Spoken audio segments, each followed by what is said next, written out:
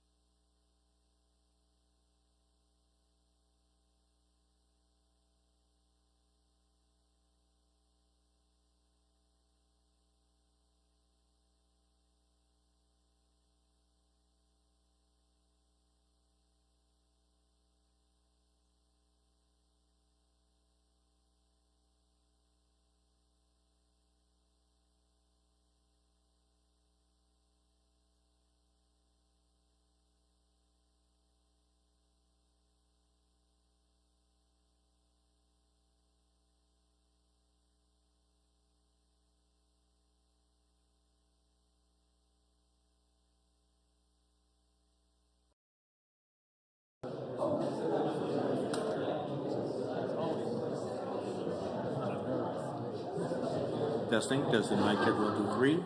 Testing, mic check. Welcome, ladies and gentlemen. Give me a thumbs up if we're good, guys.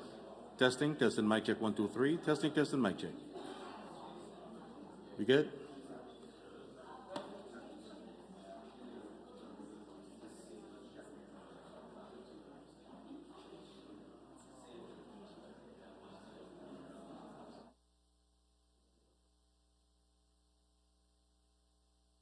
They turned it off again.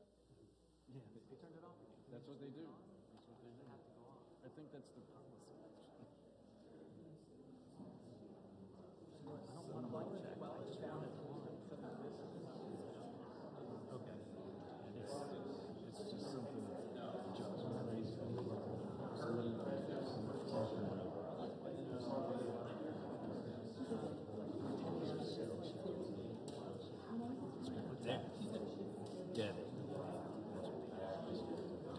It's just policy. It's not their, I don't think it's just their independent thing. I think it's they like told. Probably not, from their point of view, probably not as bad. It sucks for us. It's nervous.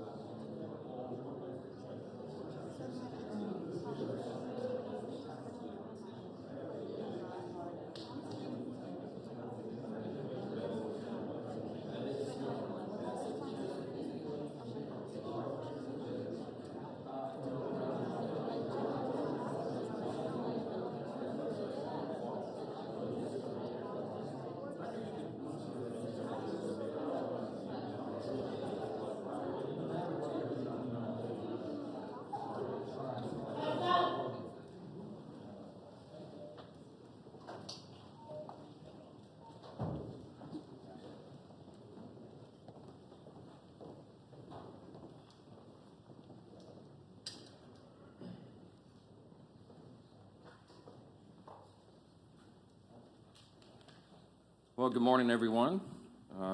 Here we are again on another day of Democrat shutdown. So I wanted to come out and just share with you some thoughts, answer some questions, tell you, I guess, reiterate the simple truths of how we got here.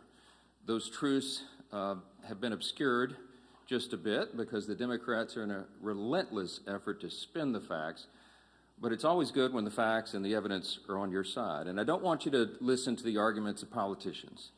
If you're watching at home, I want you to look at the real facts. And I'm going to try to here in a very abbreviated summary manner to present those to you. And the facts are very clear. Okay, so the first fact is by way of reminder, how did we get here? Why is Washington tied into a knot right now? Well, I became Speaker almost 2 years ago, and I was frustrated, as most rank-and-file members of Congress are, frustrated about how Congress really doesn't work that well for the American people. That's why people are frustrated about it. We don't spend money responsibly here. We haven't for many years. And the reason for that is because typically, for the annual funding of the government, it's done in a back room. Literally, there's a deal made by the top 4 leaders in Congress, and that's hoisted upon the members, usually at the end of the year, right before a holiday, in an omnibus spending bill. Sometimes the bills are thousands of pages long, and it's always said that few members have fully read it or understood it. That's largely true because they weren't involved in the process. So when I became Speaker, I've been doggedly determined to make this House and the Senate work again, to do right by the American people, to get the process, to rebuild the muscle memory, to get back to the way it is supposed to work. And what does that mean? It means that Congress is supposed to carefully deliberate over 12 separate appropriations bills every year. Why? Because we divide the spending of the taxpayers' funds into 12 categories so that everybody can go through that. And all the elected members, the duly elected representatives of the people, can come here and have a debate and a discussion. We do that through the Appropriations Committee, they're the specialists on it, the members of the House and Senate who work on it around the clock, 365, every day of the year. And then they put together a product. It goes to the full body in the House and then the full body in the Senate, and they work on that together, and they come up with the most efficient and effective way that they can build consensus around to spend the taxpayers' funds. Well, we started that process back this year, and I'm so proud to tell you that we're rebuilding the muscle memory. It's like pushing a boulder uphill, but we've got it done. And we worked 12 separate appropriations bills through the House Appropriations Committee. I mean, they worked hard in a bipartisan fashion, Republicans and Democrats. They worked on it steadily. We got 3 of those bills on the floor. We debated them on the floor. We passed them on the House floor. And we sent that over to the Senate. Meanwhile, the Senate passed 3 of their own bills off the floor. That hasn't happened around here in many years. And all of that process that I just described takes a lot of time and a lot of work and energy and effort. And our appropriators, while they were working in good faith, they ran out of time. Why? Because the end of the fiscal year is September 30th, not December 31. And so the clock was just running out. So what we did, because Republicans are in charge of both houses right now, is the responsible thing. Leader Thune in the Senate and I in the House, we sat down with our appropriators and we said, let's come up with a simple stopgap measure to keep the lights on and keep the government open so that appropriators can finish this very healthy process for the people they represent. And so we put together a very simple, clean, continuing resolution. Why do we say it's clean? Because there's nothing to it. It's 24 pages. It's the bare minimum. It just says, keep the status quo, which, by the way, for all my Democrat friends, is the Biden-era policies and spending that we haven't been able to fix yet. We're in the process of getting appropriations done to repair all that, but we needed more time to do it. So in a bipartisan fashion, Democrats and Republicans got together and said, you know what? Fine, let's extend this until November 21st. The Democrats in the House agreed to that. That was the date. We put that bill on the floor. We passed it out of the House in bipartisan fashion. And we sent it over to the Senate. Well, now we expected, I thought, that Chuck Schumer would do what he's always done. The man has served in Congress 3/4 of my life, I think. And he has given impassioned speeches over the year, most recently in March of this year, that you have to fund continuing resolutions. You can't shut the government down because it's irresponsible and painful for the American people. He was right in March. He is not right today, which leads me to fact number 2. Fact number 1 was how we got here. Fact number 2 is why are we in this mess? Why did Chuck Schumer change his tune And why is he now saying exactly the opposite of what he said 6 months ago? A picture's worth 10,000 words, okay? This is a copy of the Washington Examiner. Zoom in on that, all right? If you can't see this at home, I just had this on my desk on a big stack, and I found it. This is published March of 2025, March 26th exactly. It's a picture of Chuck Schumer looking very upset, very angry, walking out with a box, and all the House Democrats depicted their character, saying that he's the enemy of democracy. Why is he an enemy of democracy? Because the far left base in the Democrat Party has turned on Chuck Schumer because he did the responsible thing, get the lights on. Why? Because they want him to show a fight against President Trump. So Schumer doesn't want to be in this situation again. So he said, my gosh, he got his staff together and he got the far left wing of the party. He said, what do you want? What do you want me to fight on? So they created a red herring. A red herring is a distraction.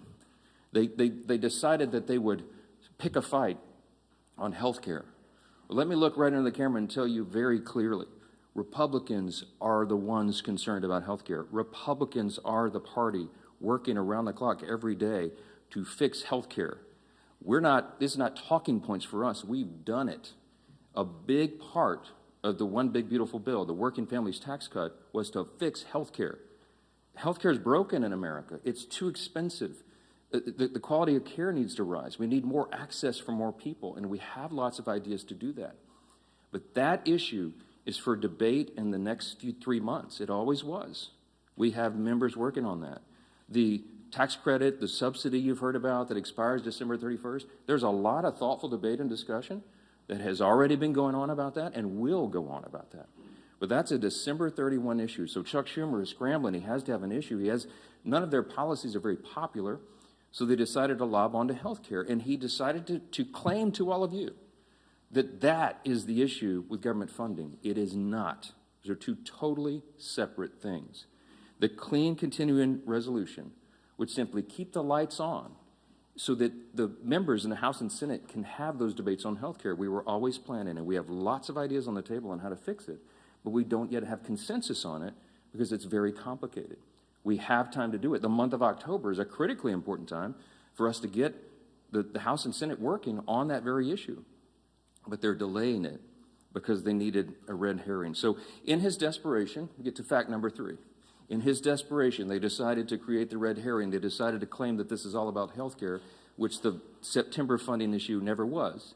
That's a December policy issue. He tried to create it as a September funding issue.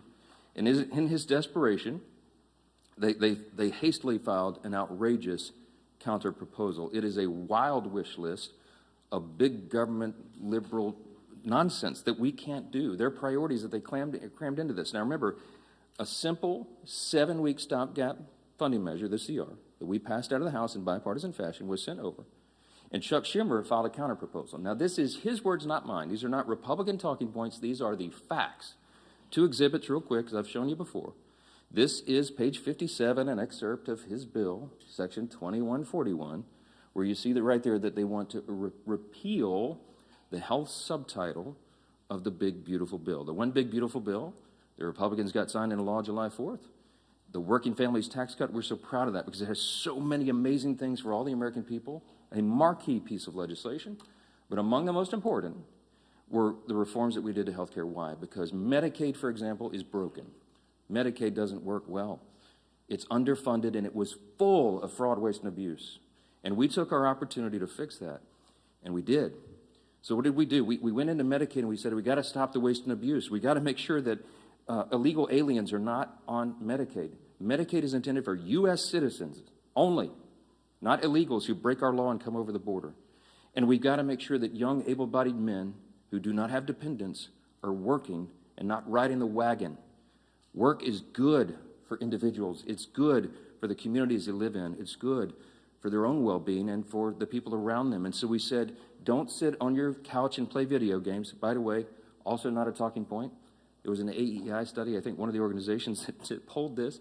And most of these young men who are not working are sitting around literally playing video games. Get back to work. So we put that in the law.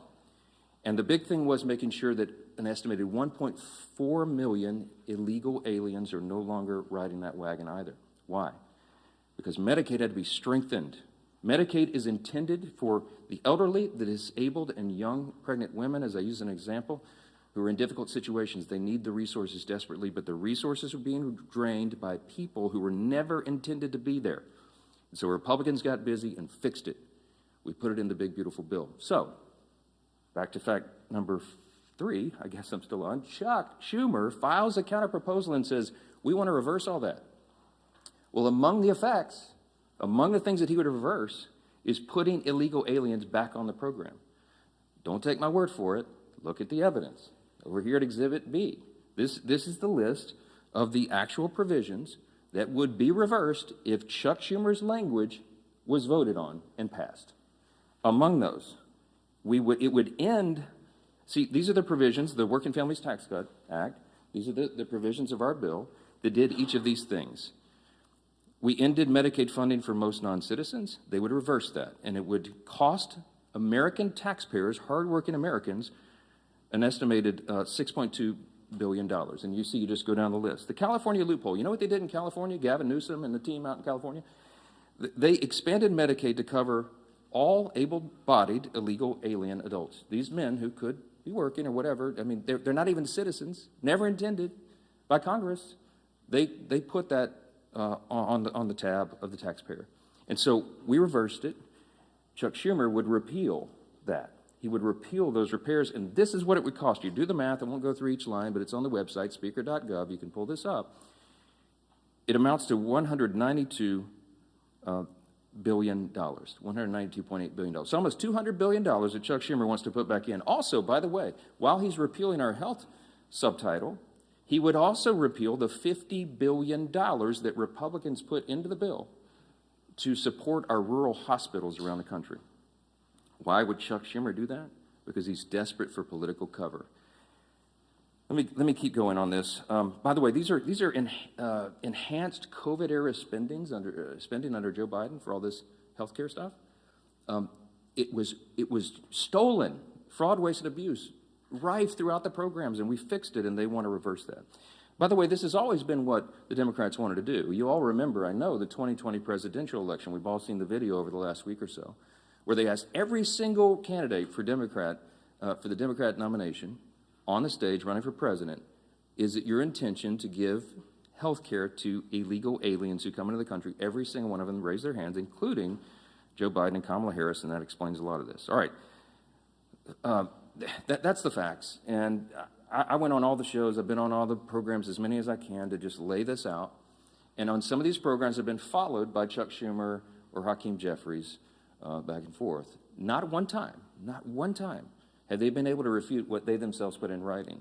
I hope that you will ask them about this. I hope that you will ask them, if it is indeed not your intention, why did you say that? Why did you do that? This is a key part of what they put into their counterproposal, which, by the way, amounts to $1.5 trillion in new spending that they want to strap onto a 7-week, simple, 24-page stopgap measure to keep the lights on so we can do our work. Fact number 5, don't ask me, because here's the answer. Why aren't you negotiating? There's nothing for us to negotiate. The House has done its job. The House Republicans right now are working hard in their districts all around the country. They're meeting their constituents' needs. They're going and explaining and providing the answers, and they're trying to help them navigate through this madness. Some of our Republican colleagues, we had a big conference call on Saturday.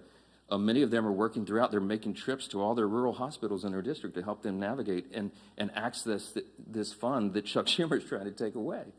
Republicans are on the job. We want to improve health care. We have ideas and plans to do that, to fix the COVID level madness and adjust Obamacare so that it works for more people, so you have higher access to care and the costs are reduced. And so they're doing that right now, but there's nothing for us to negotiate or to debate right now, because the House already did that. The House did its job. We passed our bill. We did the job to keep the government open, and now it's on the Senate Democrats. And that's the final fact, and I'll take your questions. Fact number 6, hold on, wait. It's just a tease. The ball, I have to finish my case. Here's my closing argument, okay? The ball is in the court of the Senate Democrats. There's only a handful of people in the country who can solve this problem. There's 47 Democrats. Well, 46 and one who caucuses as an independent, I think. I lose track. But there's about 47 of them that caucus together as Democrats, okay? Here's the problem, remembering from civics.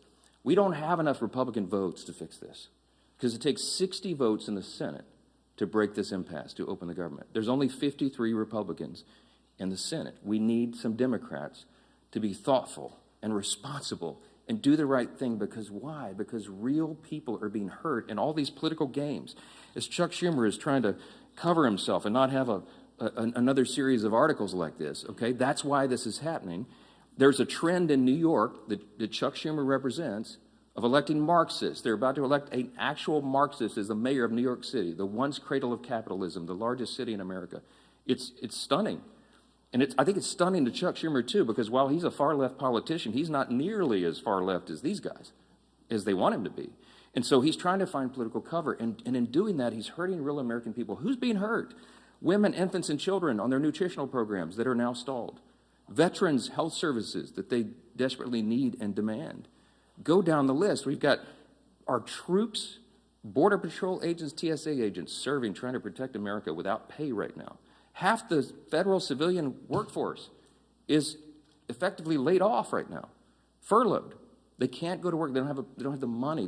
Chuck Schumer, for political cover, decided to turn off the funds, and real people are getting hurt. FEMA services. I keep saying this because I live in a hurricane state. We're in the middle of hurricane season, and flood insurance policies cannot be renewed or purchased right now because Chuck Schumer's playing political games. This is real pain for real people. I can go on. There are articles written in the last 2 days. Some of your outlets wrote about low-income Medicaid or Medicare recipients, for example, who have been able to receive health care at home because we expanded that through telehealth and all that. All that is shut down. You have people with autoimmune deficiencies who are also disabled. They cannot go visit the doctor's office. So thankfully, mercifully, they've been able to be treated at home. But all that just stopped.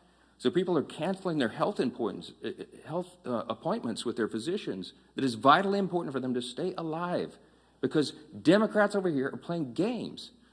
We have one plea and one plea alone. We need a handful of Democrats to stop the madness, reopen the government so that we can get to these critical debates about the year-end policy decisions with regard to the further reforms to health care. Plain and simple, that's where we are. That's the facts, and everybody can draw their own conclusions. Don't listen to the words of politicians. Look at the actual evidence and the facts, and I think the case is very clear. Yes, sir, because you're standing up. Go ahead.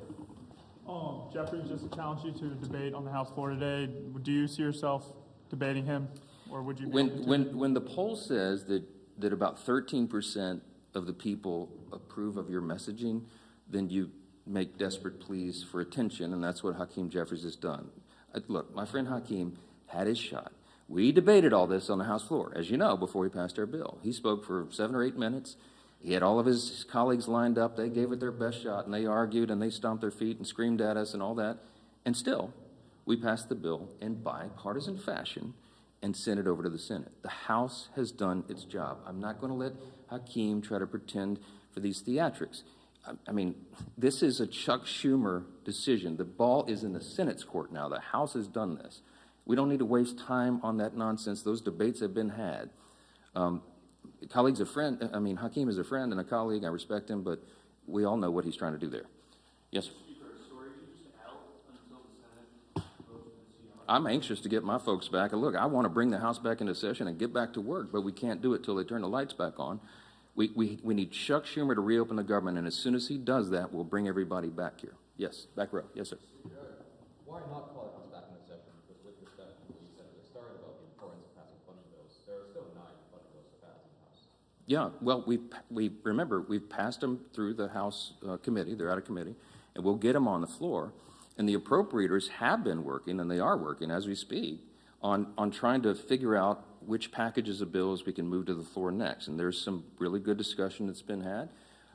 I myself have spoken to Democrat appropriators on the other side about these things and our commitments to move that and do it. I'll tell you, this is not some sort of confidential thing. I had I think a fruitful discussion with Senator Patty Murray about 2 days ago, a day or so ago. And I told her it is my full intention that if we break this impasse and we put these bills together, we have 3 of them in conference committee right now. Whatever the conference committee comes up with, I will put on the floor. I'm ready to go. But we've got to open government up so that they can move to that next level, so that conference committee can get that work done. That is small D democracy at its best. You get R's and D's, everybody in the room, and they hash it out, and whatever that final product is, we will move through the process. So we need to reopen government to do that. Yes, sir. Mr. Speaker, I know your contention is that these subsidies don't end until the end of this calendar year. Do you disagree with the Democrats' position that these insurance companies are setting their premium rates now, and that people are going to have to make open enrollment decisions in the very near future? Yeah, yeah, they've been saying that some of the insurance companies will be sending out notices in early November.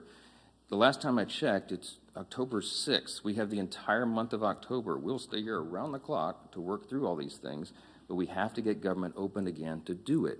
They're trying to obscure the issue. We are talking about a simple funding measure that the Democrats themselves have voted on over and over and over. Chuck Schumer, they voted on it 13 times during the Biden administration.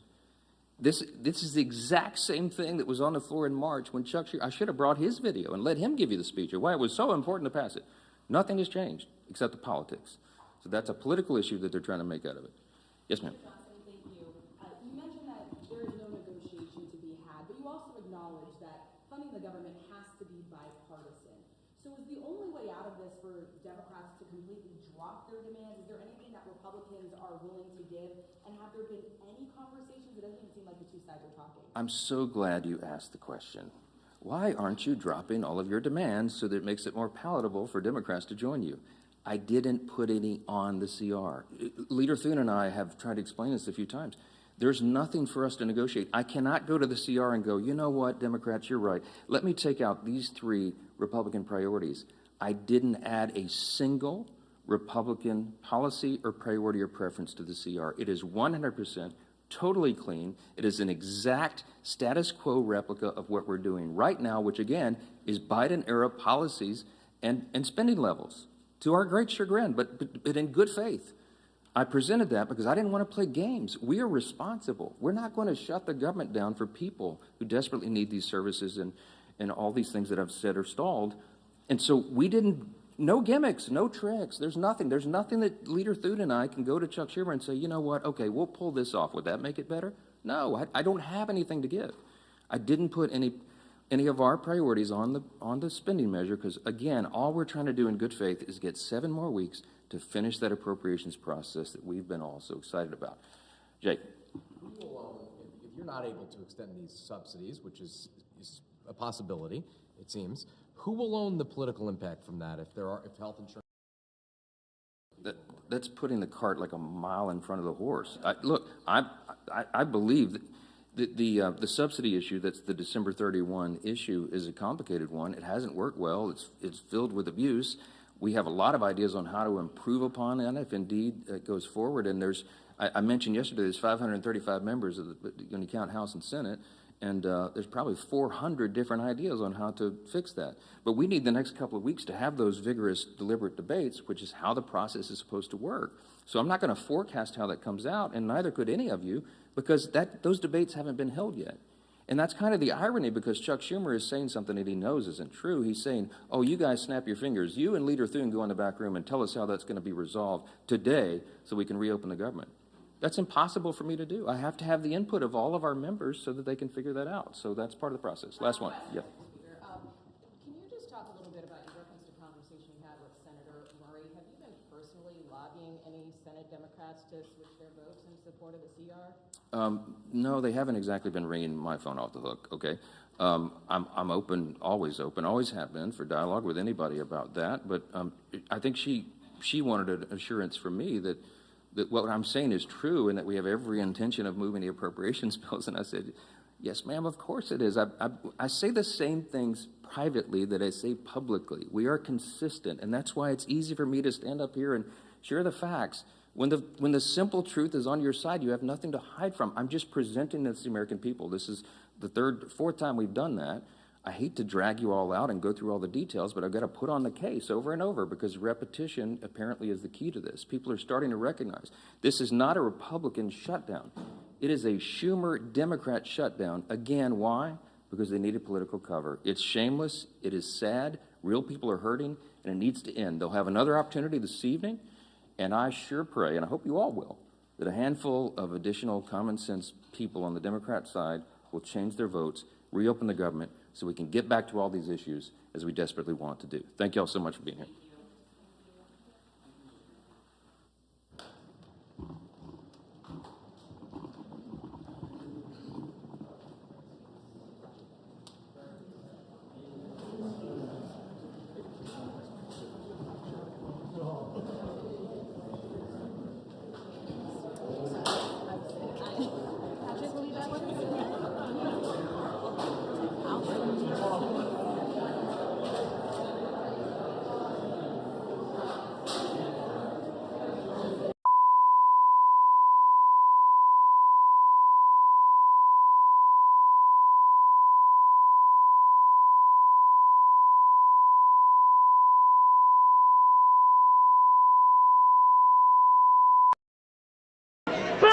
Back up, we want freedom, freedom!